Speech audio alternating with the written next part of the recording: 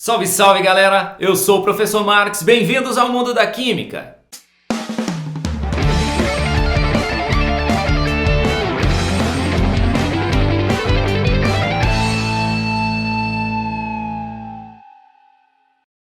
Essa é a nossa última aula sobre as ligações químicas, falando aqui da ligação metálica, que é explicada pelo modelo do mar de elétrons, que nos diz que um metal seria constituído por cátions em posições fixas e os elétrons dispersos ali. Seria mais ou menos o seguinte: cada aluno dentro de uma sala de aula tem uma bolinha de tênis e ele vai pegar essa bolinha e jogar para um outro aluno, que vai pegar dele e jogar para outro, que vai jogar para outro, para outro, para outro. Então, momentaneamente eu estou sem a minha bolinha de tênis, mas daqui a pouco eu acabo recebendo alguma, que eu passo de novo, passo de novo, passo de novo.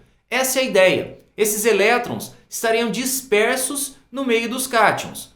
Cada elétron pertence a todos os cátions ali, certinho? São os elétrons de valência, aqueles da camada de valência que teriam facilidade para estar dispersos entre esses cátions. Esse modelo explica a grande condutividade elétrica dos metais. Basta que a gente aplique uma diferença de potenciais para que esses elétrons se organizem numa única direção e surja então a corrente elétrica, o movimento ordenado de cargas, certo? Explica também a alta condutividade térmica que os metais têm, porque o aquecimento de uma barra de ferro numa ponta vai sendo transmitida. Por quê? Os cátions vão começar a vibrar, transferir essa vibração para o vizinho, que transfere para o outro, que transfere para o outro, e o calor vai sendo transmitido ali, conduzido nessa barra metálica. Tá legal? Aqui nós temos algumas características dos compostos metálicos, como por exemplo, alto ponto de fusão e ebulição, com algumas poucas exceções. O mercúrio, por exemplo, na temperatura ambiente, já é líquido, já passou pelo processo de fusão. O galho é outro metal de baixo ponto de fusão, próximo de 30 graus. É possível fundir o galho na nossa mão. Fechando a mão, nosso corpo está acima dos 30 graus e a gente veria o galho escorrendo, ok? Beleza? Mas, via de regra, altos pontos de fusão e de ebulição, tá ok? São todos sólidos à temperatura ambiente, como eu já disse, com exceção do mercúrio, que é líquido. Bons condutores de corrente elétrica e calor, já te dei a explicação disso aí. São maleáveis. O que é isso? A gente consegue fazer lâminas com os metais. Por exemplo, lá no experimento de Rutherford, que ele fez uma lâmina muito fina com ouro, que é um metal extremamente maleável. Nós podemos fazer lâminas muito finas com ele. Por isso, Rutherford utilizou o ouro. Não era porque ele era chique. Legal? Muito bem. São dúcteis. O que é isso? Nós podemos fazer fios com os metais. Alguns com mais facilidade e outros com menos facilidade, certo? O cobre, por exemplo, é um metal que tem bastante ductibilidade. O ouro seria o de maior ductibilidade, mas fazer fio de ouro para eletricidade não seria viável, correto? Concorda comigo? Muito bem, os metais podem formar ligas, que são misturas de metais, que vão acabar gerando para nós um novo tipo de material, com propriedades diferentes daquelas que os metais têm isoladamente. Tá legal? Aqui você tem, por exemplo, uma representaçãozinha do que seria o bronze, que é uma mistura de cobre com estanho, certinho? O bronze, ele é mais duro, mais resistente do que o cobre sozinho, por exemplo. Tá legal? Bronze que era bastante utilizado aí antigamente na produção de armas, certo? Hoje aí, ó, a gente produz bastante estátuas, etc. Muita coisa feita de bronze. Antigamente, armas como os canhões, pontas de flechas, espadas, armaduras, capacetes, certinho? Bronze que tem essa constituição, cobre com estanho. Tá legal? Outra liga que a gente usa bastante é o latão, que é utilizada, por exemplo, na produção de encanamentos, utilizada para ornamentos, tá? Aqui você tem uma fotozinha de um enfeite feito de latão, ali os constituintes, né? Uma pecinha de cobre avermelhada e uma pecinha ali prateada do zinco. Uma característica interessante. Praticamente todo metal tem brilho prateado, exceto o cobre, que é vermelho, e o ouro, que é amarelo. Muito bem. Outra liga importante, magnálio, aquela utilizada para as ligas leves, tá? De magnésio com alumínio. Por exemplo, aqui para compor a parte central de um arco que tem que resistir a uma grande tensão e para fazer rodas de carro, as rodas de liga leve, certo? O magnésio sozinho é mole, o alumínio sozinho é mole, mas juntos eles constituem uma liga que é extremamente resistente, tá? Tanto que ela é utilizada até para produzir materiais para aviões, ok? Ouro 18 quilates, outra liga extremamente importante. O ouro 18 quer dizer 75% de ouro, 25% de cobre ou prata. O ouro sozinho é mole demais para que a gente faça algum tipo de material, uma aliança, uma correntinha, alguma coisa assim. Tá legal? Muito bem. Aqui, ó, um relógio com alguns detalhes em ouro, certo? Outra extremamente importante, o aço. Muito utilizado no nosso dia a dia, a gente conhece muita coisa feita de aço. Aqui, exemplo de cordões, tá? Feitos de aço. Aqui, barras que são utilizadas na construção civil, vigas de aço para construção civil e é possível até se fazer um homem com aço. Pegou? Pegou? Superman? Homem de aço? O aço também tem uma importância muito grande na construção de navios. O aço se torna extremamente quebradiço se ele tiver enxofre como impureza. Isso nos leva a pensar em algo que aconteceu em 1912, quando este navio, o Titanic, foi colocado no mar e foi fazer a sua viagem inaugural. O aço da época era extremamente contaminado por enxofre, o que tornava esse aço muito quebradiço.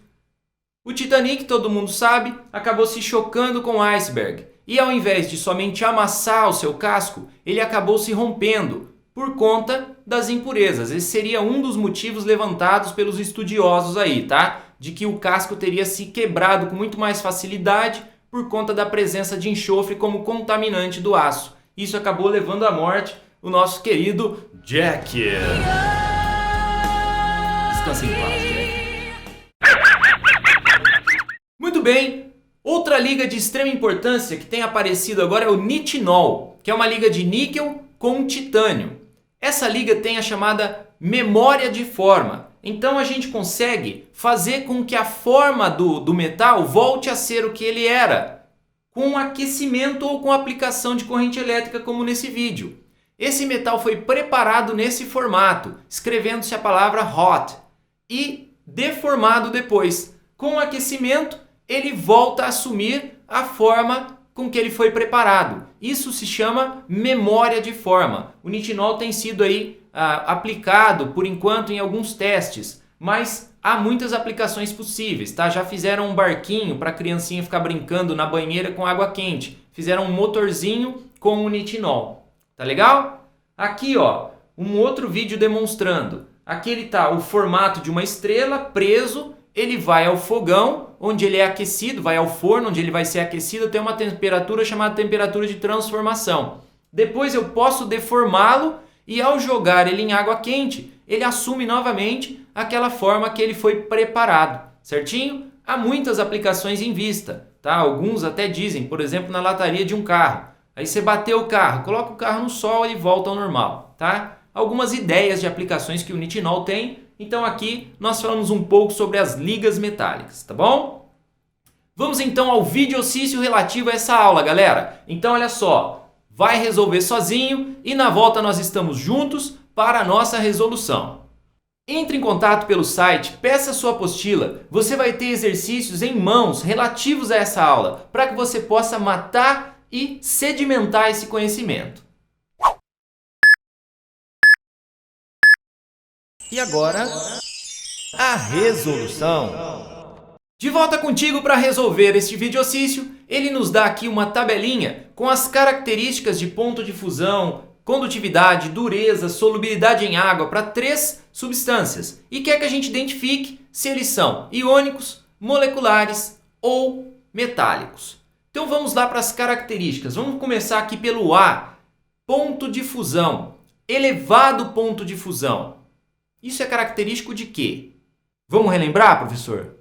Vamos lá então. Relembrando aqui, ó, compostos iônicos, moleculares ou metálicos. Composto iônico tem alto ponto de fusão, assim como os metálicos. E os compostos de ligação molecular, como açúcar, por exemplo, têm baixo ponto de fusão. Tá legal? Condutividade térmica. Somente metais têm alta condutividade térmica. Tá legal? Solubilidade em água. Composto iônico tem alta solubilidade em água. Composto molecular, com algumas exceções, é baixa, assim como o metal. Pegar o metal e pôr em água, praticamente não vai dissolver nada. Legal, vamos voltar aqui então. Nós temos aqui alto ponto de fusão para o A. Isso é um bom indício para nós de que ele é iônico ou metálico, o que exclui a alternativa C, que diz que o primeiro seria molecular. Não pode ser. Legal, vamos analisar aqui o B através dessa alta condutividade térmica. Vamos lembrar, quem tem alta condutividade térmica? Somente metais, somente substância metálica tem alta condutividade térmica, o que leva a crer que o B seja então um metal. Mas professor, o ponto de fusão está baixo. Isso não é característico de metal. Eu sei, mas como eu disse durante a aula, você tem exceções. Via de regra, alto ponto de fusão e de ebulição para os metais. Mas há as exceções, como o mercúrio e o galho, por exemplo. Tá legal? Então, o B tem que ser um metal, o que vai excluir para nós a letra A, a letra B e a letra D. O que nos leva então à resposta E para esse videocício. O composto C seria molecular. Olha só, baixo ponto de fusão, baixa condutividade, baixa dureza, baixa solubilidade. Ok? Galerinha, terminamos aqui então esse módulo de ligações químicas. Espero que você tenha curtido essa aula e que possa aí compartilhar esse nosso projeto com os seus amigos. Tá legal? Para você um abraço, cuidado na rua e que Deus abençoe as nossas vidas sempre.